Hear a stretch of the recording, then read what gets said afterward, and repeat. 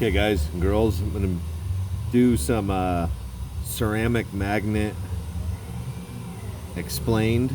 So we have just a bunch of ceramic Super G Plus magnets here. So these are what is used for a HOPRA ceramic superstock.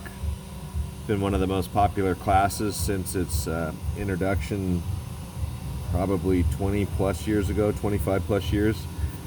So these magnets that are used in the V1 and also in the G3, they come out of the Tomy Super G Plus car.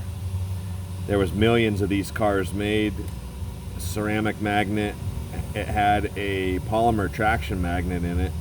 This was kind of a cutting edge car at the time. Guys were running Tycos, and this was kind of a whole nother thing. They actually ran it in a whole nother class. But that being said, the magnets that we use today in ceramic superstock still come out of a toy car. Okay, there was millions of these things made.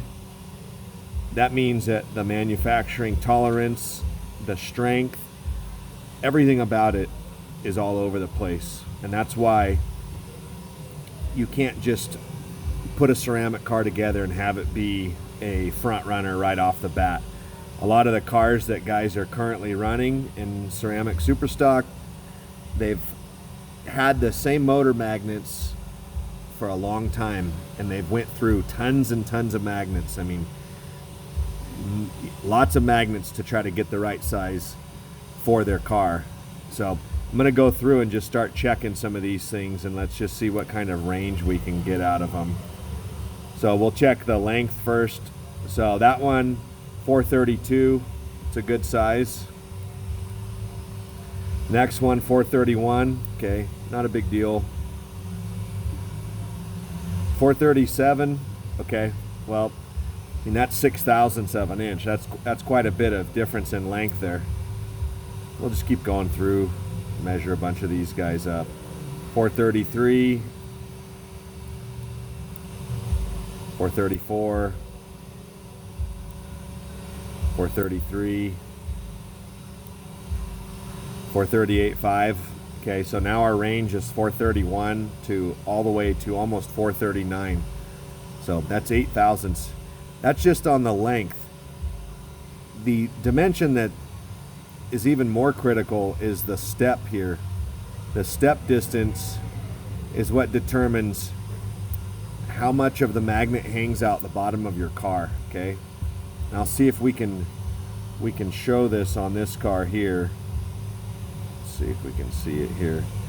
But this magnet is sitting up inside of the car, so there's plastic right here on the tip of my fingernail.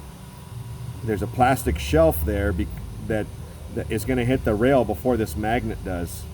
Now, if I can feel that with my fingernail, that's probably 0.02 of an inch, which you might think, oh, that's not a big deal. But in HO slot car racing, 0.02 could be quite a bit. That's 2 tire sizes.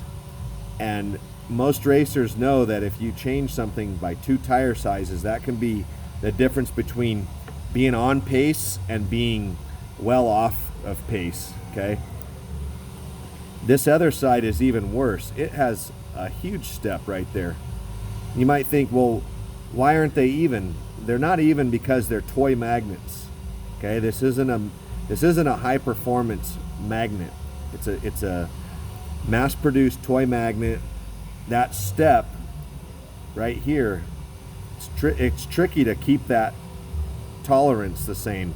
And from a toy manufacturer standpoint, withholding or holding a 1/1000th tolerance on that step, it would just add so much cost to this car that it couldn't be justified. And two, they would think, well, the tracks we're putting them on have rail height that varies by 0.04 of an inch, so why would this matter? And that's true. So that's why they are the way that they are. But for us as racers, that leaves us going through all these magnets, knowing what to look for, getting a set that fit right, and maybe you got a couple of sets that fit right, and then you get to go through and have the luxury of picking through the strongest of them all, okay?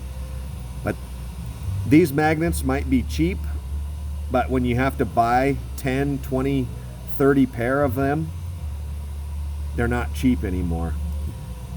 That's why with the Pro 4 magnet, and now this isn't, you know, an apples to apples comparison, but Pro 4 magnets are molded and they are all within about 1/1000th of an inch is the manufacturing tolerance that we will hold, okay?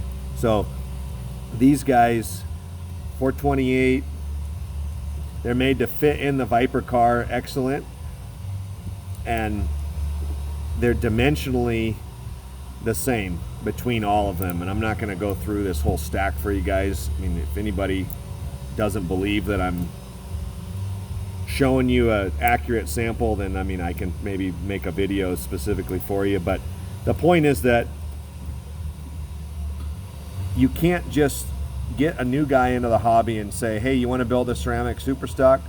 Go buy yourself a G+, take the motor magnets out, put it in your V1 or your G3, buy a set of ceramic traction magnets, and you'll have yourself a super stock. Well, guess what?